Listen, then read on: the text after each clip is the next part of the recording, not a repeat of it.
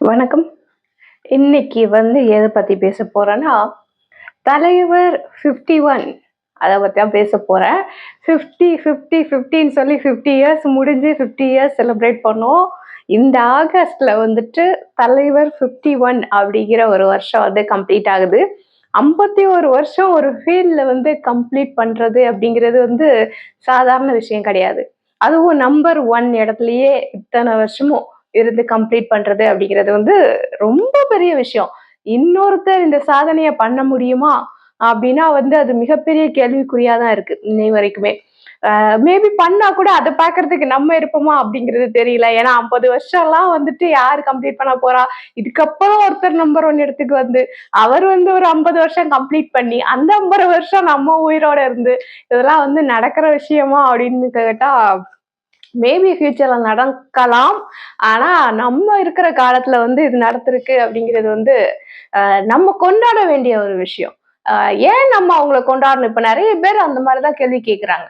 எதுக்காக அவங்கள நம்ம கங்ராச்சுலேட் பண்ணணும்? எதுக்காக அவங்கள நம்ம செலிப்ரேட் பண்ணணும்? நம்ம லைஃப்ல அவங்க என்ன பண்ணாங்க? அப்படின்ற மாதிரி நெறைய விஷயங்கள் கேட்டுட்டு இருக்காங்க. ஆனா ஃபேன் மூவ்மெண்ட் அப்படிங்கிறது ஒரு வித்தியாசமான ஒரு உணர்வு தானே. இப்ப யாரோ ஒருத்தர் அவருக்கும் நம்மளுக்கும் என்ன கனெக்ஷன் அப்படிங்கிறது தெரியல. ஆனா அவரை நம்ம ரசிச்சிருக்கோம். நிறைய நேரங்கள்ல நம்மளுடைய கவலைகள்ல இருந்து வெளியில வர்றது கூட அவருடைய மூவிஸ் பாக்குறவங்க இருக்காங்க, பாடல்கள் கேட்கறவங்க இருக்கிறாங்க. சோ ஏதோ ஒரு விதத்துல நம்ம லைஃப்ல கனெக்ட் பண்ணி வர்றவங்க தானே இந்த கலைஞர்கள். சோ அவங்கள தப்புல்ல தப்பு இல்லை அப்படிங்கிறது தான் என்னுடைய கருத்து. தலைவரை எடுத்துக்கிட்டோம் அப்படின்னு சொன்னா அவருக்கு ஃபர்ஸ்ட் ஆஃப் ஆல் இவருக்கு முன்னாடி அவங்க குடும்பத்துல யாராவது இந்த சினிமா ஃபீல்டுல இல்ல கலைத்துறையில யாருன்னா இருந்திருக்காங்களா அப்படின்னு கேட்டா யாருமே கிடையாது. ஃபர்ஸ்டா வந்தது நம்ம தலைவர் தான் வந்திருக்காரு. அதுவும் அது ஒரு ஒரு ஆக்சிடென்ட்ல வந்ததுதான். அந்த மாதிரிதான் அவங்க சொல்லிக்குவாங்க. பிளான் பண்ணி வரல. ஆக்சுவலா தலைவர் பிளான் பண்ணி வந்தது வில்லன் கேரக்டர் தான்.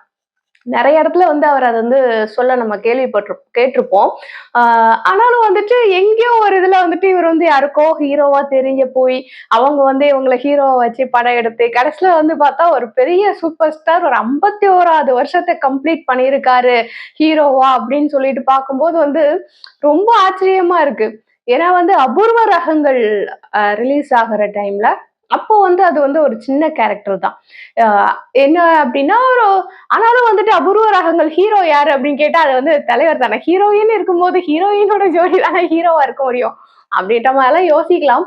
அதுக்கப்புறம் நிறைய படங்கள் இந்த 3 முடிச்சு அந்த மாதிரி படங்கள் தப்புத்தாளங்கள் தப்புத்தாளங்கள் படங்கள்லாம் பார்த்தோம் அப்படின்னு சொன்னா நிறைய விஷயங்கள், அதாவது கோஇன்சிடென்ஸ் அப்படின்னு சொல்லுவாங்க இல்லையா. அதாவது விதி அப்படின்ற ஒரு வார்த்தையை எக்ஸ்பிளைன் பண்ணக்கூடிய ஒரு படம் தப்பு தாளங்கள் அப்படிங்கிற ஒரு படம். அதாவது ஒருத்தர் லைஃப்ல ஒரு தப்பான ஒரு டெசிஷன் எடுத்துட்டோம் அப்படின்னு சொன்னா அது நம்மளை பாதிக்கிறது மட்டும் இல்லாம நம்மளுடைய வாரிசுகளையும் பாதிக்கும். நாளைக்கு அவங்களும் சொசைட்டில ஒரு தப்பான ஒருத்தரா மாறுறதுக்கு வாய்ப்புகள் இருக்கு அப்படிங்கிற மாதிரி நிறைய விஷயங்கள் அந்த படத்துல காமிச்சிருப்பாங்க. அது மட்டும் கிடையாது, தலைவர் என்ட்ரி ஆகும்போது அவருக்கு சிறந்த வரவேற்பு இருந்ததா அப்படின்னு கேட்டா கிடையவே கிடையாது. ஆரம்ப காலகட்டத்துல பாலச்சந்தர் அவர்கள் வாய்ப்பு கொடுக்கறதுக்கு முன்னாடி தலைவர் எவ்வளவு கஷ்டப்பட்டிருப்பார் யோசிச்சு பாருங்க. வீட்டுல சப்போர்ட் கிடையாது. ஒரு ஃப்ரெண்டோட சப்போர்ட்டோட தான் அவர் இங்க சினிமால நடிக்கணும் அப்படின்னு சொல்லிட்டு வர்றாரு. அந்த ஃப்ரெண்டு என்னதான் ஓகே, இன்னை வரைக்கும் அவங்க ஃப்ரெண்ட்ஷிப் ரொம்ப நல்லா இருக்கு. ஆனா கூட யோசிச்சு பாருங்களேன். இப்போ நல்ல சினிமா ஃபீல்ட்ல இருக்கிற ஒருத்தங்க, அவங்களுடைய வாரிசுகள் அவங்களாம் ஈஸியா ஹீரோ வர்றதுக்கு வாய்ப்புகள் இருக்கு. அப்படியே ஹீரோ வந்தாலும் நிறைய பேர் முன்னுக்கு வர்றது கிடையாது. நிறைய பேருக்கு வாய்ப்புகள் அமையறது கிடையாது. அமைஞ்ச வாய்ப்புகளை சரியா யூஸ் பண்றது கிடையாது. செலக்ட் பண்ண தெரியாம செலக்ட் பண்ணி நிறைய படங்கள் சொதப்பி வச்சிடுறாங்க. இன்னும் சில பேர் பார்த்தோம் அப்படின்னு சொன்னா தொழில்நுட்ப வேலைகள் எல்லாம் பார்த்து முன்னுக்கு வரவங்க நிறைய பேர் இருக்கிறாங்க. சோ இந்த மாதிரி நிறைய பேரை நம்ம பார்த்துட்டு தான் இருக்கோம். அப்படியெல்லாம் இல்லாம யார் வயித்துலயும் அடிக்க கூடாது.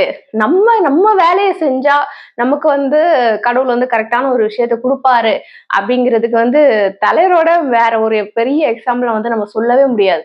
ஏன் யாருமே தலைவரை கை காமிச்சு இவராலதான் என் லைஃப் போச்சு, என்னுடைய இது இவராலதான் போச்சுது, என் லைஃபே இவர் கெடுத்துட்டாரு அப்படின்ற மாதிரி யாருமே சொல்லி நம்ம கேள்விப்பட்டிருக்க மாட்டோம். அதை தாண்டி சினிமா ஃபீல்டுல அவர் கூட வேலை பார்த்த நிறைய பேர் அவங்க நொடிஞ்சு போய் இருக்கக்கூடிய காலகட்டங்கள்ல எனக்கு அவர் ஹெல்ப் பண்ணாரு அப்படின்னு சொல்லிதான் நம்ம கேள்விப்பட்டிருப்போம். நிறைய பேர் வந்து இப்ப பெரிய பெரிய இடங்கள்ல எல்லாம் இருக்கிறாங்க. அவங்களாம் வந்து கூட வேலை பார்த்தவங்களுக்கு ஹெல்ப் பண்ணாங்களா அப்படின்னு கேட்டா அப்படிலாம் இல்ல அப்படிங்கறது இண்டஸ்ட்ரியே சொல்லுது. அந்த மாதிரி இருக்கும்போது குடுக்கணும் அப்படிங்கிற மனசு வந்து யாருக்கு இருக்கோ அவங்களுக்கு வந்து கடவுள் நிறைய கொடுப்பாரு இல்லையா? சோ அதுதான் வந்து நம்ம தலைவருக்கு நடந்துட்டு இருக்கு.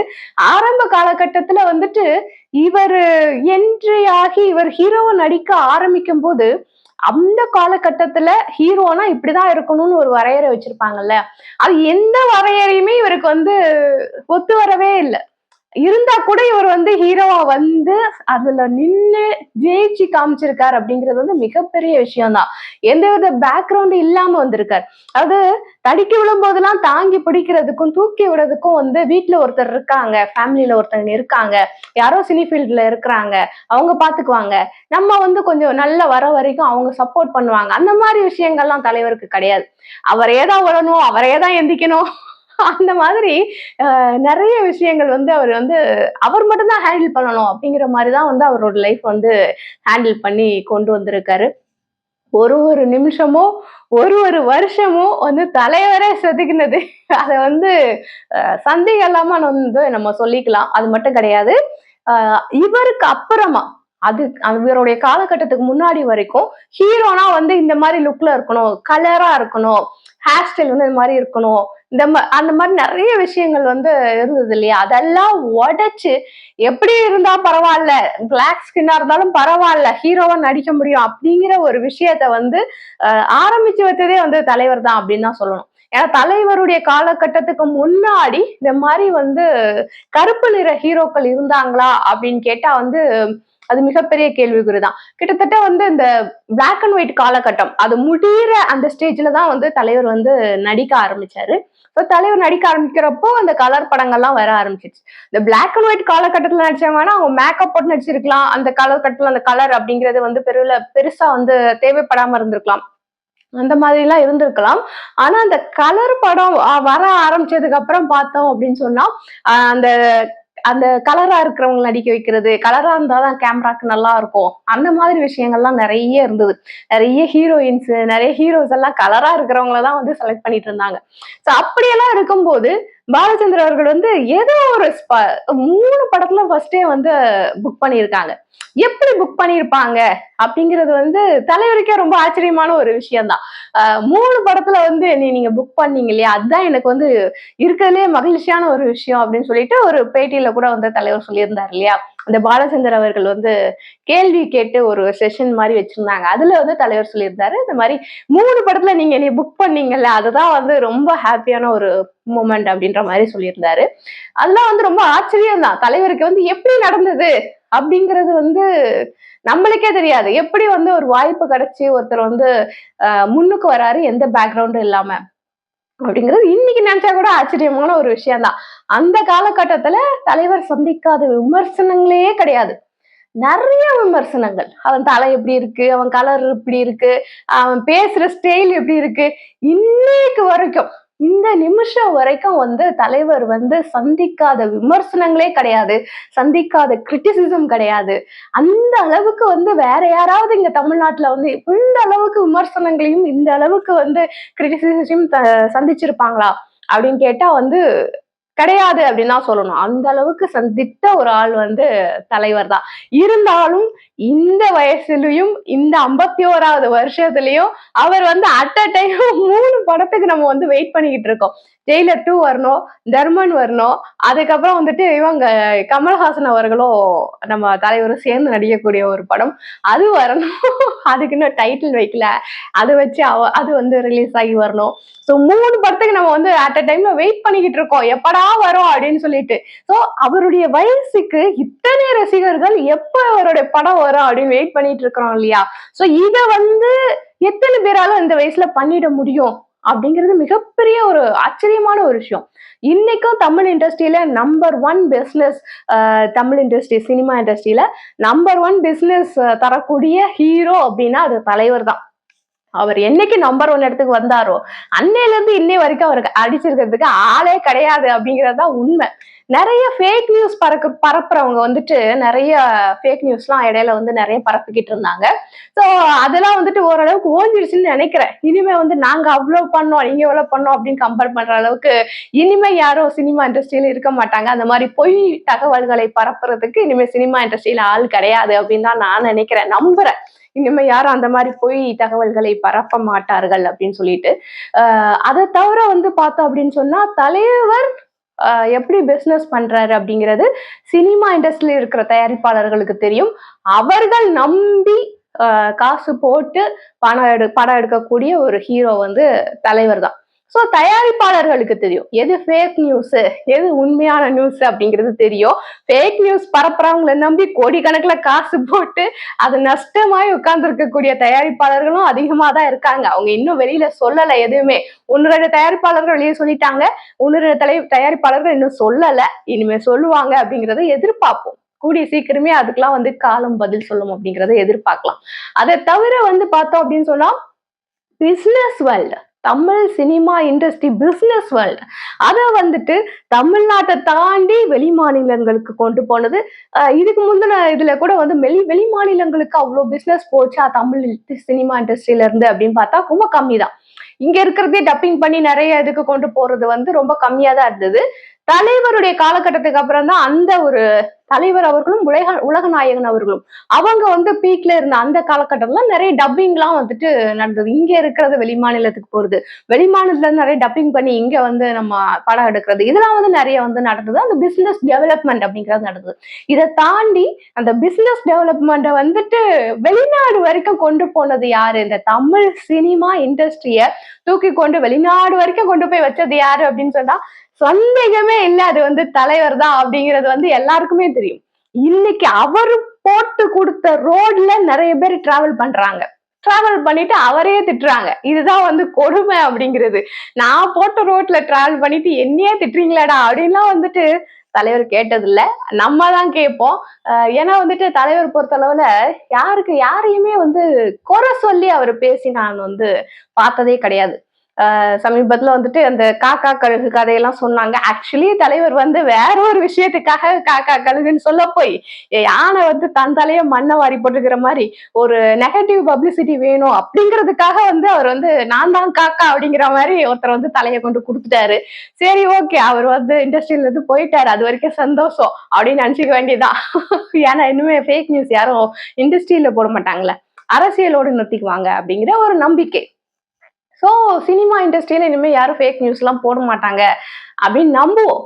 ஏன்னா இனிமேல் வர ஹீரோக்கள் வந்து கொஞ்சம் வந்து தலைவர் வழியில வருவாங்க அப்படின்னு எதிர்பார்ப்போம் அப்படிங்கிறது என்னுடைய கருத்து. அதை தாண்டி பார்த்தோம்னா பிசினஸ்ல வந்துட்டு தெரியும், வெளிநாட்டுல ஜப்பான்ல வந்துட்டு முத்து படம் வந்து எவ்வளவு பெரிய ஹிட்டா இருந்தது அப்படிங்கிறது இன்னைக்கும் நம்மளால பார்க்க முடியுது. இன்னைக்கும் ஜப்பான்ல வந்துட்டு தலைவருடைய பாடல்கள் பாடுறாங்க, தலைவருடைய போட்டோ வந்து அவங்களுடைய வெஹிக்கிள்ல வச்சிருக்கிறத நம்ம வந்து பார்க்க முடியுது. அந்த மாதிரியான தீவிர ரசிகர்கள்லாம் நிறைய ஜப்பான்ல வந்து தலைவருக்கு இருக்கிறாங்க. ஜப்பான்ல மட்டும்தான் இருக்காங்களா அப்படின்னு கேட்டா கிடையாது, வேர்ல்டு வைடு தலைவருக்கு வந்து நிறைய ரசிகர்கள் இருக்கிறாங்க. நிறைய பேர் வந்து காசு கொடுத்து பொய்யா ரீல்ஸ் போட வச்சு பொய்யான ஃபேன்ஸை வந்து உருவாக்கிட்டு இருக்காங்க. இந்த காலகட்டத்துல கூட அப்படி பொய்யா ஃபேன்ஸை உருவாக்குற இந்த காலகட்டத்துல கூட தலைவருக்கு நிஜமான ஃபேன்ஸே வந்து அந்த பொய்யா உருவாக்கப்பட்ட ஃபேன்ஸை விட அதிகமா இருக்காங்க அப்படிங்கிறது தான் உண்மை. ஸோ அது வந்து அக்செப்ட் பண்ணிக்க மாட்டாங்க, அதை பத்தி நம்மளுக்கு கவலை இல்லை. தலைவர் ரூட் போட்டு கொடுத்துட்டாரு, யார் வேணா நீங்க வந்து டிராவல் பண்ணிக்கோங்கப்பா, நீங்க வந்து தனியா டிராவல் பண்ணாலும் பரவாயில்ல, ரூட் மாஃபியா வச்சு டிராவல் பண்ணாலும் பரவாயில்ல, எப்படி வேணா பண்ணிட்டு போங்கடா அப்படின்ற மாதிரி உங்களுக்கே கொடுத்துட்டேன் வச்சுக்கோங்க அப்படிங்கிற மாதிரி அவர் முன்னாடி டிராவல் பண்ணி போயிட்டாரு. அவர் பின்னாடி டிராவல் பண்ணி போறவங்க தான் எல்லாருமே. இருந்தாலும் வந்துட்டு இஷ்டத்துக்கு பேசுறது வைக்கிறது எல்லாம் பண்ணிக்கிட்டு இருக்காங்க. காலம் பதில் சொல்லும் அப்படிங்கறது தான் நான் இதுக்கும் சொல்ல விரும்புறேன். அதை தாண்டி தலைவருடைய சாதனை நிறைய பார்த்தோம்னா வந்துட்டு 100 டேஸ் ஃபில்ம் இருக்கு. அதை தாண்டி வந்துட்டு இந்த படத்தை வந்து நாங்க எடுத்தோம், எங்களுக்கு உண்டான கடன் எல்லாம் அடைஞ்சு போச்சுது அப்படின்னு தயாரிப்பாளர்கள் சைட்ல வந்து சொல்ற ஃபிலிம்ஸ் இருக்குது. இதை தாண்டி தயாரிப்பாளர்கள் நிறைய பேரை வந்துட்டு நொடிஞ்சு போயிருக்கிறவங்கள தயாரிப்பாளர்களா சேர்த்து அந்த படத்துல வரக்கூடிய லாபத்தை வந்து அந்த தயாரிப்பாளர்களா சேர்க்கப்பட்டவர்களுக்கு கொடுத்து அவங்களோட லைஃப்ல இருக்கிற கடன் எல்லாம் வந்து தலைவர் அடைச்சு வச்சு அந்த சம்பவங்களும் நடந்திருக்கு. ஸோ இதெல்லாம் நிறைய இருக்கு. அதாவது தலைவருடைய ஸ்டைல் வந்து எப்படின்னா, இண்டஸ்ட்ரியில ஒருத்தர் வந்து கஷ்டப்படுறாங்க அப்படின்னா, அவங்க என்ன வேலையில இருந்தாங்களோ அதே வேலைய தன்னுடைய படத்துல குடுப்பாரு. குடுத்துட்டு ஒரு நடிகரா இருந்தா ஒரு ரோல் குடுக்குறது. ஒரு தயாரிப்பாளரா இருந்தியா, வா என்னுடைய மூவிய நீ தயாரிப்பாளர் ஒன் ஆஃப் த தயாரிப்பாளரா நீ வந்து ஜாயின் பண்ணிக்கோ. இல்ல வந்துட்டு வேற ஏதாவது பண்ணிட்டு இருந்தியா, சினிமாட்டோகிராஃபரோ இல்ல வேற ஏதோ வந்து வேலை பார்த்துட்டு இருந்தியா, ஏன் படத்துல வந்து வேலை பாரு அப்படின்னு சொல்லி கூப்பிடுவாரு. அத வேலை பார்த்து முடிச்சோன்னே அவங்களுடைய லோன் அடைக்கிறதுக்கோ இல்ல அவங்க கஷ்டத்துல இருந்து வெளியில வர்றதுக்கோ அவங்களுக்கு எவ்வளவு பணம் தேவைப்படுதோ அத சேலரியா அவங்களுக்கு வந்து கொடுத்துருவாரு. இதுதான் வந்து தலைவரோட ஸ்டைல். இன்னைய வரைக்கும் தலைவர் அதை தான் ஃபாலோ பண்ணிக்கிட்டு இருக்காரு. இண்டஸ்ட்ரியில இருக்கிறவங்களுக்கு தெரியும், வெளியே இருக்கிறவங்களுக்கு அவ்வளவு தெரிய வாய்ப்பு இல்லை. இருந்தாலும் பரவாயில்ல, தலைவர் வழி வந்து எப்பவுமே தனி வழிதான். அதாவது என்ன சொல்றது, சின்ன சின்ன விஷயங்களுக்கு கூட போட்டோஸ் எடுத்துட்டு ரீல்ஸ் எடுத்துட்டு அடுத்தவங்க இப்பெல்லாம் அரசியல்ல வந்து பார்த்தா அடுத்த இன்னொரு ஆட்சி பண்ண திட்டங்கள் எல்லாம் வந்துட்டு நாங்க தான் பண்ணோம் அப்படின்னு சொல்லிட்டு கண்ணு முன்னாடியே பெயர் மாற்றம் பண்ணி அதை வந்து அவங்க பண்ண மாதிரி காமிச்சுக்கிறாங்க. மத்தவங்க பண்ணத அவங்க பண்ண மாதிரி காமிச்சுக்கிறாங்க. அதாவது ஊரா விட்டு நெய்ல வந்து ஸ்வீட் பண்றது அப்படின்றாங்கல்ல. சோ அததான் வந்துட்டு பண்ணிட்டு இருக்காங்க. அப்படி யாரோ பண்ணத கூட ஸ்டிக்கர் ஒட்டி நம்ம பேர்ல மாத்திக்கணும் அப்படின்னு நினைக்கிறவங்க தான் இன்னைக்கு அதிகமா இருக்காங்க. அப்படி இருக்கிறவங்க வாழுற இதே ஊர்லதான் தான் செய்யற உதவிய கூட வெளியில சொல்லாத, இல்ல போட்டோ எடுத்து பப்ளிசிட்டி பண்ணிக்காத, இல்ல வீடியோ எடுத்து போடாத ஒருத்தர் இருக்காரு அப்படின்னு சொன்னா அது வந்து தலைவர் தான். இப்ப நானே வந்துட்டு யாருக்குன்னா எதனா பண்ணேன் அப்படின்னு சொன்னா, ஒரு இப்பெல்லாம் வந்துட்டு பார்த்தோம் அப்படின்னா பர்த்டே அந்த மாதிரி விஷயங்களுக்குலாம் நம்ம என்ன பண்றோம், ஒரு முதியோர் இல்லத்துக்கு போறோம், இல்ல அந்த மாதிரி முதியோர் இல்லம், அனாதை இல்லங்கள் அந்த மாதிரி இடங்களுக்கு எல்லாம் போறோம். அப்படி போகும்போது நம்ம என்ன பண்றோம், அங்க போய் ஒரு ஒரு வேளை சாப்பாடு தான் நம்ம கொடுத்துருப்போம். அந்த ஒரு வேளை சாப்பாட்டுக்கே அத்தனை வீடியோ எடுத்துக்கிறோம், அத்தனை போட்டோ எடுத்துக்கிறோம், நான் போய் செஞ்சேன் அப்படிங்கறத வந்து நிறைய பப்ளிசிட்டி பண்ணிக்கிறோம். நம்மளால முடிஞ்ச அளவுக்கு எந்த சர்க்கிள்ல பப்ளிசிட்டி பண்ண முடியுமோ அந்த அளவுக்கு நம்ம பண்ணிக்கிறோம். பட் தலைவர் சொல்லாமலே நிறைய விஷயங்கள் பண்ணிக்கிட்டு இருக்காரு. இன்னைய தேதி வரைக்கும் பண்ணிக்கிட்டு இருக்காரு. ரஜினிகாந்த் ஃபவுண்டேஷன், அதாவது ஆரம்பத்துல நான் ஏற்கனவே போன வீடியோல சொல்லியிருந்தேன். ஃபர்ஸ்ட் வந்து ரசிகர் மன்றமா இருந்தது, ரஜினி ரசிகர் மன்றமா இருந்தது. அதுக்கப்புறம் வந்து கொஞ்ச நாள் வந்து ரஜினி மக்கள் மன்றமா மாறுச்சு. அதுவே இப்ப வந்து ரஜினி ஃபவுண்டேஷன் அப்படிங்கிற ஒரு பேர்ல ரன் ஆயிட்டு இருக்கு. ஆனா அவங்க செய்யற வேலைய ஸ்டாப் பண்ணவே இல்லை. 1980 தொடங்கினது இன்னைக்கு 2026 வரைக்கும் அவங்க மக்களுக்கு ஹெல்ப் பண்றத கண்டினியூ பண்ணிக்கிட்டே தான் இருக்காங்க. இதுல எத்தனை வீடியோ வெளியில வந்தது, எத்தனை போட்டோ வெளியில வந்தது, எத்தனை வீடியோ போட்டோல வந்து தலைவர் வந்து இருந்தாரு, ஒண்ணுமே இல்லை இல்லையா? சோ அவங்க ஹெல்ப் வாங்கினவங்க சொல்லலைன்னா நம்மளுக்கு இது கூட தெரிஞ்சிருக்காது. நான்லாம் வந்துட்டு தலைவர் என்ன பண்ணாருன்னு சர்ச் பண்ணி பார்க்கும்போது எனக்கு இன்னும் நிறைய தகவல்கள் கிடைச்சுக்கிட்டே இருக்கு. நான் அதை எப்படி தொகுத்து போடுறது அப்படிங்கறதே எனக்கு வந்து பெரிய ஒரு வேலையா இருந்தது. முடிஞ்ச அளவுக்கு வந்து ஓரளவுக்கு, அதாவது 10ல் 1 பங்கு தான் நான் வந்து வீடியோவா பண்ணி போட்டேன். இன்னும் வந்து 9 பங்கு இருக்கு. 10ல் 1 பங்கு போடுறதுக்கு இன்னும் 9 பங்கு இருக்கு நான் போடுறதுக்கு. அதுக்குண்டான வீடியோஸ் எல்லாம் டவுன்லோட் பண்ணணும், எடிட் பண்ணணும், கட் பண்ணணும், நிறைய விஷயங்கள் இருக்கு அதுல. அது நிறைய ஒர்க் பண்ணணும். அது வந்து அதுக்குண்டான டைம் வந்து எனக்கு ஒதுக்க முடியல. அதனால நான் இன்னும் நிறைய வீடியோஸ் வந்து போட முடியாம வச்சிருக்கேன், ஸ்டாக்ல வச்சிருக்கேன் லேப்டாப்ல. சோ அதெல்லாம் வந்துட்டு நான் அப்பப்போ போடதான் போறேன் இனிமே. ஆனாலும் வந்துட்டு எனக்கு என்ன ஆச்சரியம் அப்படின்னா, இவ்வளவு செஞ்சிருக்காரு. ஆனா இதுல வந்துட்டு அவரு நான் தான் பண்ணேன் அப்படின்னு ஒரு வீடியோ எடுத்திருக்கலாம், ஒரு போட்டோ எடுத்திருக்கலாம், ஒரு பப்ளிசிட்டி பண்ணிருக்கலாம். இதை தாண்டி வந்துட்டு அவர் கூடவே இருக்கக்கூடிய அந்த ரஜினிகாந்த் ஃபவுண்டேஷன்ல ஒர்க் பண்ணக்கூடிய ஒருத்தர் கேட்டுக்கிட்டதுங்கனங்க ஒரே ஒரு புயல் நிவாரண நிதிக்கு மட்டும் அப்போ மட்டும்தான் வந்துட்டு ஒரு வீடியோ எடுக்கிறதுக்கு தலைவர் அலோ பண்ணியிருக்காரு 2024. அது கூட சோ அப்ப மட்டும் தான் அலோ பண்ணியிருக்காரு. அதுவும் அவர் ரொம்ப கம்பல் பண்ணி கேட்டதுனால நம்ம எதுவுமே செய்யலன்னு மக்கள் நினைச்சிட்டு இருக்காங்க. சோ நம்ம சைட்ல இருந்து ஏதாவது ஒண்ணு நம்ம வந்து ஒரு வீடியோவாவது எடுத்து நம்ம மக்களுக்கு கொடுக்கணும் அப்படின்லாம் கேட்டுக்கிட்டதுக்கு என்னங்க ஒரே ஒரு வீடியோ வெளியே வந்துச்சு. அதை தாண்டி எல்லாம் பண்றாங்களா அப்படின்னு கேட்டா கண்டிப்பா பண்ணிட்டு தான் இருக்கிறாங்க. அது நிறைய பேர் சொல்லுவாங்க, அவங்க வந்து ராகவேந்திரா மண்டபத்துல வந்து ஒரு நாள் வாடகையே அவ்வளவு வாங்குறாங்க, இவ்வளவு வாங்குறாங்க அப்படின்னு வந்து சொல்லுவாங்க. ஆனா வந்து ராகவேந்திரா மண்டபத்துக்குள்ள இந்த மாதிரி நிறைய உதவி வேலைகளும் நிறைய நடந்துகிட்டு இருக்கு. இது வந்து எத்தனை பேருக்கு தெரியும்? தெரியாது இல்லையா? அவருடைய சொத்து வந்து அந்த ராகவேந்திரா மண்டபத்துக்கும் ரஜினிகாந்த் ஃபவுண்டேஷன் இதெல்லாம் சேர்ந்து இருக்கக்கூடியதுக்கு தான் வந்துட்டு அவருடைய சம்பாத்தியத்துல பாதிக்கு மேல போகுது. சோ அது வந்துட்டு அவரு அவருடைய காலத்துக்கு அப்புறம் இது எல்லாமே வந்து தமிழக மக்களுக்கு தான் சேரும் அப்படின்னு சொல்லிட்டு லீகலாவே அவர் எழுதியே வச்சுட்டாரு. அதை ஒரு வீடியோல அனௌன்ஸும் பண்ணிட்டாரு. ஏன்னா வந்து எழுதி வச்சா கூட மாத்திடலாம். நான் ஊருக்கு முன்னாடி சொன்ன வாக்கு வந்து மாத்த முடியாது. அதனால நான் எழுதியே வைக்கிறேன். அதை நான் மக்கள்கிட்ட சொல்லவும் செய்யறேன் அப்படின்னு சொல்லிட்டு சொன்னாரு. படையப்பாவுடைய வெற்றி விழால நினைக்கிறேன். ஆமா. அப்பவே வந்துட்டு அவர் சொல்லிட்டாரு. என்னுடைய சொத்து வந்து அவருடைய சம்பாத்தியத்துல பெரும் பங்கு வந்து அந்த ஃபவுண்டேஷன்ல தான் இருக்கு. சோ அந்த ஃபவுண்டேஷன்ல இருக்கக்கூடிய அந்த சொத்துக்கள் அனைத்தும், அந்த நிலமும் சரி, அதுல அக்கௌண்ட்ல இருக்கக்கூடிய பணமாக இருக்கக்கூடிய விஷயமும் சரி, மொத்தமும் அவர் காலத்துக்கு அப்புறம் தமிழ் மக்களுக்கு தான் அப்படின்னு எழுதி வச்சிருக்காரு. எத்தனை நடிகர் இதை பண்ணியிருக்காங்க சொல்லுங்க. இன்னைக்கு வந்து எவ்வளவோ வந்து அவர் அப்படின்னு தலையில தூக்கி வச்சு ஆடுற நிறைய பேரு கூட வேலை பார்க்கறவங்களுக்கே ஹெல்ப் பண்ணல அப்படிங்கிற ஒரு ரிப்போர்ட் தான் நம்மளுக்கு வருது.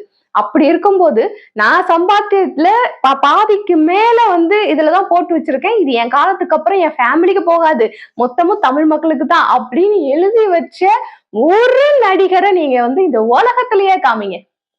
காமிக்க முடியாது இல்லையா? எனக்கு தெரிஞ்சு வந்து ஜாக்கி ஜான் அவர்கள் வந்து அவங்களுடைய சொத்துக்கள் எல்லாம் வந்துட்டு சேரிட்டிக்கு எழுதி வச்சாங்க அப்படின்னு சொல்லிட்டு நான் கேள்விப்பட்டேன். அது உண்மை தகவலா எனக்கு தெரியல. ஏன்னா வந்துட்டு என்னுடைய பையன் அவன் வந்து அவன் உழைச்சு அவன் சம்பாதிக்கணும், என்னுடைய சொத்துக்களை வச்சு அவன் வந்து வாழக்கூடாது அப்படிங்கிறதுக்காக அவர் வந்து அந்த மாதிரி சேரிட்டிக்கு அவருடைய சொத்துக்கள் வந்து நிறைய எழுதி கொடுத்தாரு அப்படின்னு ஒரு நியூஸ்ல படிச்சேன். எனக்கு வந்து அது தெரியல. நான் அதோடைய உண்மைத்தன்மை எனக்கு தெரியல. அதுக்கப்புறம் வந்து பார்த்தா தமிழக மக்களுக்கு தன்னுடைய சொத்தை எழுதி வச்ச ஒரே நடிகர் வந்து தலைவர் தான். சோ இப்படிப்பட்ட தலைவரை தான் இன்னைக்கு நிறைய பேர் வந்து ரொம்ப கிரிட்டிசைஸ் பண்றாங்க. ரொம்ப வேணும்னே பண்றதுதான். நம்மளுக்கு நல்லாவே தெரியுது. நம்ம வந்து எங்கேயும் போய் யாருக்கும் பதில் சொல்லணும் அவசியம் கிடையாது. நான் கூட யோசிப்பேன், எல்லாருக்கும் வந்து எல்லா கமெண்ட்ஸ்க்கும் நம்ம போய் ரிப்ளை பண்ணணும், எல்லாருக்கும் வந்து நம்ம வந்து ரிப்ளை பண்ணணும், அப்படி எல்லாம் கிடையாது. அவங்க தனியா ஒரு டீமே இதுக்கு வச்சிருக்காங்க. தலைவரை கிரிட்டிசைஸ் பண்றதுக்குன்னே ஒரு டீம் வச்சிருக்காங்க. அவங்களுக்கு கொடுக்கப்பட்ட வேலையே என்ன அப்படின்னா, தலைவர் என்ன பண்ணாலும், அவரை பத்தி என்ன வீடியோ வெளியே வந்தாலும், இல்ல அவருடைய மூவி என்ன வெளியில வந்தாலும், அதை கிரிட்டிசைஸ் பண்றதுக்குன்னே வந்துட்டு அவங்களுக்கு ட்ரைனிங் கொடுக்கப்பட்டிருக்கு. அதை கிரிட்டிசைஸ் பண்றாங்க. ஒரு தடவை தலைவரை கிரிட்டிசைஸ் பண்ணும் போதும் அவங்களுக்கு பேமெண்ட்டும் போகுது. இதுதான் வந்து ஆச்சரியமான ஒரு விஷயம். ஒருத்தரை கிரிட்டிசைஸ் பண்றதுக்கு நீங்க காசு கொடுப்பீங்களா அப்படிங்கறதெல்லாம் வந்துட்டு எனக்கு ஆச்சரியமா இருக்கு. இதை தவிர வந்துட்டு எங்கேயோ ஒரு ஸ்டேட்ல வந்து விளம்பரம் பண்றதுக்குலாம் வந்து லட்சக்கணக்குல காசு கொடுத்து விளம்பரம் பண்றாங்க ஒரு அரசியல் கட்சி. என்ன எங்க போயிட்டு இருக்கு உலகம் அப்படிங்கிறது தெரியல. மக்கள் இதைதான் நம்புறாங்க பாத்தீங்களா? அததான் சொல்லுவோம். ஏன்னா தலைவர் எழுதி வச்ச வீடியோ வந்து இருக்கு, அவரோட உயிரும் இருக்கு, அவர் சொன்ன வீடியோவும் இருக்கு. உங்களுக்கு யாருக்கு டவுட்டா இருந்தாலும் நீங்க கோர்ட் மூலமா போய் இது உண்மையா இல்லையா அப்படின்னு தகவல் கண்டறியும் உரிமை சட்டம் அப்படின்னு ஒண்ணு இருக்கு. அது மூலமா நீங்க கண்டறிஞ்சு தெரிஞ்சுக்கலாம். எல்லாருமே தெரிஞ்சிருக்காங்க. ஒரு குடிமகனுக்கும் அந்த உரிமை இருக்கு. தகவல் கண்டறியும் உரிமை அப்படிங்கிறது ஒரு குடிமகனுக்கும் இருக்கு. உங்களுக்கு வந்து அது டவுட்டா இருந்ததுன்னா நீங்க தெரிஞ்சுக்கலாம். அது நடந்த விஷயம். கண்டிப்பா அவர் எழுதி வச்சிருக்காரு. அது எங்களுக்கு தெரியும். உங்களுக்கு தெரியணும்னா நீங்க அதை தெரிஞ்சுக்கோங்க. தெரிஞ்சுக்கிட்டு நீங்க நம்பினா போதும். அது வரைக்கும் நீங்க நம்ப வேண்டிய அவசியம் இல்லை. சோ இவ்வளவு பண்ண தலைவர் அவர் வந்து 50 வருஷம் கடந்து இன்னைக்கு 51வது வருஷம் கம்ப்ளீட் பண்ணியிருக்காரு. சோ தலைவர் 51. சோ இந்த 51ல நான் உங்ககிட்ட கேட்கிற கொஸ்டின் என்னன்னா, தலைவரை பத்தின ஒரு மறக்க முடியாத ஒரு விஷயம், இல்ல அவருடைய பிலிம், இந்த பிலிம் எனக்கு வந்து இந்த மாதிரி கனெக்ட் ஆச்சு, இந்த பிலிம் நான் மறக்க முடியாது அப்படின்னு ஒரே ஒரு பிலிம். நம்மளுக்கு எல்லா பிலிமும் தான் பிடிக்கும், எல்லா மூவியும் தான் பிடிக்கும், தலைவர் பேச பார்த்தாலே பிடிக்கும். அப்படி இல்லாம இப்ப என்ன எடுத்துக்கிட்டீங்கன்னா, எனக்கு வந்து ரொம்ப பிடிச்ச படம் வந்து தில்லுமுள்ளு. தலைவருடைய படத்துல எனக்கு ரொம்ப பிடிச்சது தில்லுமுள்ளு. ஏன் அப்படின்னா பயங்கர காமெடியான படம். எனக்கு வந்து ரொம்ப சென்டிமெண்டான படம் பாக்குறதுனா கொஞ்சம் கஷ்டம். கொஞ்சம் காமெடி இருந்தா எனக்கு பிடிக்கும். அந்த வகையில எனக்கு வந்து தில்லுமுள்ளு படம் ரொம்ப பிடிக்கும். இன்னொன்னு வந்து எனக்கு ரொம்ப ஸ்பிரிச்சுவலா இருக்கிற படமும் பிடிக்கும். அதனால வந்து ஸ்ரீராகவேந்திரா படமும் பிடிக்கும். டாப் மோஸ்ட் உங்களுக்கு பிடிச்ச தலைவர் படம் என்ன அப்படின்னு என்னையே கேட்டா நான் இந்த 2 படத்தை தான் சொல்லுவேன். தில்லுமுள்ளு, ஸ்ரீராகவேந்திரா, இந்த 2 படத்தை தான் சொல்லுவேன். அதே மாதிரி நீங்க உங்களுக்கு டாப் மோஸ்டா பிடிச்ச தலைவருடைய 5 படங்கள் என்ன அப்படிங்கிறத மறக்காம கமெண்ட் செக்ஷன்ல சொல்லிட்டு போங்க. அடுத்த வீடியோல சந்திக்கிறேன். அதுவரை பாய்.